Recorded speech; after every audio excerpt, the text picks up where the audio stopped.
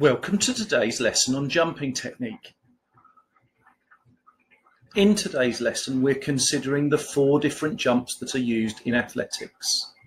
The 4 different types of jumps are long jump and triple jump. They work on a horizontal distance. How far can we jump horizontally? Pole vault and high jump work on vertical distance. How high can we go up in the air? Sometimes we use indoor jumping events as well in athletics. An event that some of you will have been used to of doing is the standing broad jump. We're going to use the standing broad jump and the long jump in today's lesson to investigate what makes good jumping technique. There are 3 distinct phases to long jump and triple jump. In fact, the same phases exist in the high jump and the pole vault. They are takeoff, flight, and landing. In today's lesson, we're focusing specifically on takeoff. However, we are going to cover some elements of flight and landing at the same time. First thing that I want to show you is what a standing broad jump or long jump looks like. Here we're going to see a standing long jump. The athlete is trying to go as far as they can in one direction. In this event, the athlete is taking off on 2 feet. In athletics, it's really important to recognize that we can only take off on 1 foot. That is a common rule that is used in all outdoor athletics events. So for the pole vault, the long jump, the triple jump, and the high jump, the athletes can have no jumps if they take off on 2 feet.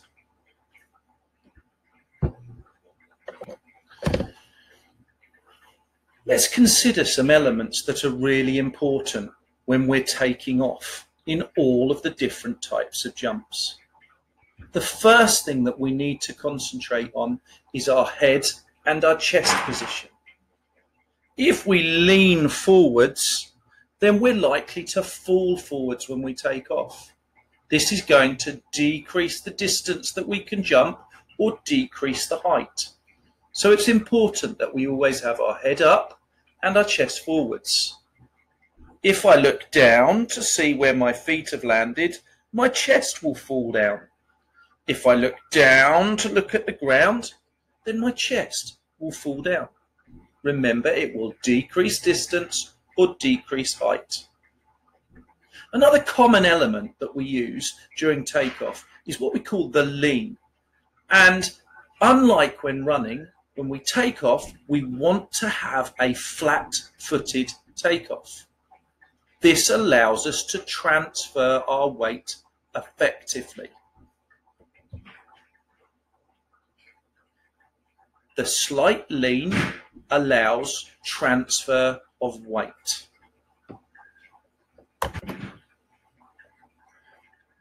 Notice this athlete has a lean of about 30 degrees. Spot also the fact that the athlete in this position has a flat foot. This flat foot allows the athlete to transfer his weight from his heel to his toes. His chest is up, his head is looking forwards.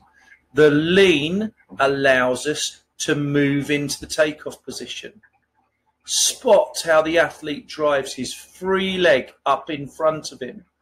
This allows him to raise his body weight. The raising of the body weight means that we can gain more height.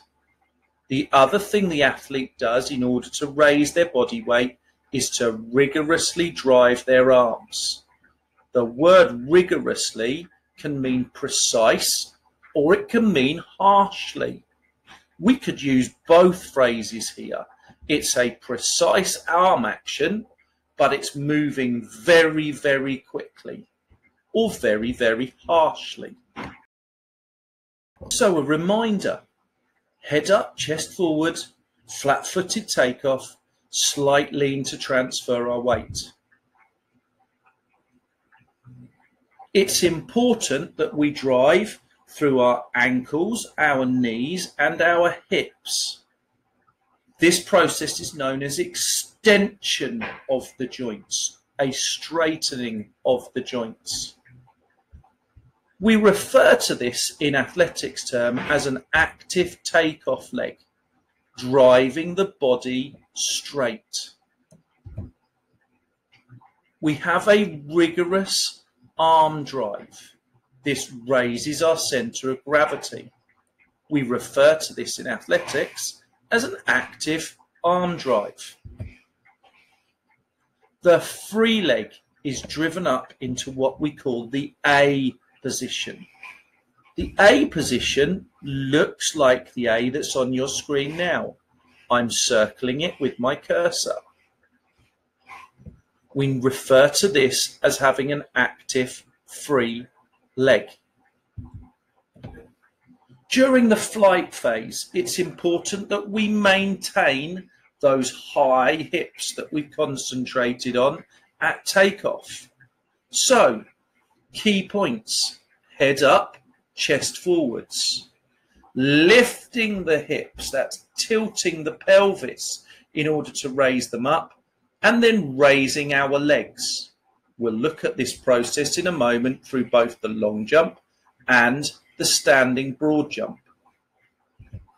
When we land, notice that we still maintain head up, chest forwards.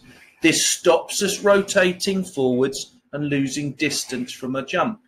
It also stops us leaning backwards so that we make a mark back in the pit, which reduces the distance that we can jump. When we land, we want to try to land softly, flexing our hips, our knees, and our ankles to soften the landing. In order to make sure that we jump as far as possible, we throw our arms forwards.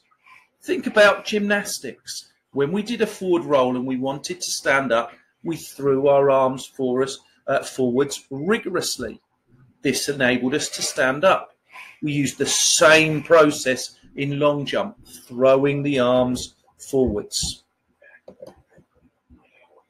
Look at this athlete doing the standing broad jump. Notice in the flight how he raises his legs whilst maintaining his head pointing forwards and his chest pointing forwards. The long jump, we can start to take a step in. Notice how the athlete still is concentrating on landing heel first with a flat foot, leaning, 30-degree lean, ensuring that he drives the free leg up rigorously and the arms up rigorously to achieve the A position. This is a good start to the flight. As we become more advanced, we can start to take some steps further back and actually increase our speed. Increasing momentum, i.e. the speed at which we're traveling forwards, will give us greater distance at the end of our jump.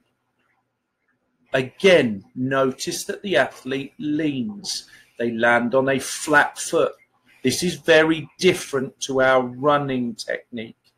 When we ran, we focused on clawing the ground off the balls of our feet.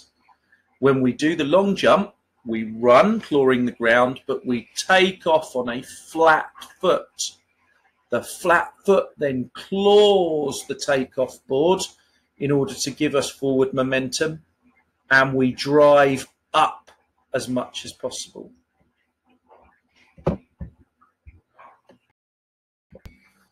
So to recap, all our jumps have three phases: takeoff, flight, and landing. We're now going to move on, and you can either join with me and do our Joe Wicks session for the day, or you could do your own fitness session for the next 20 minutes. And we need to complete today's Google form. I look forward to seeing you next lesson.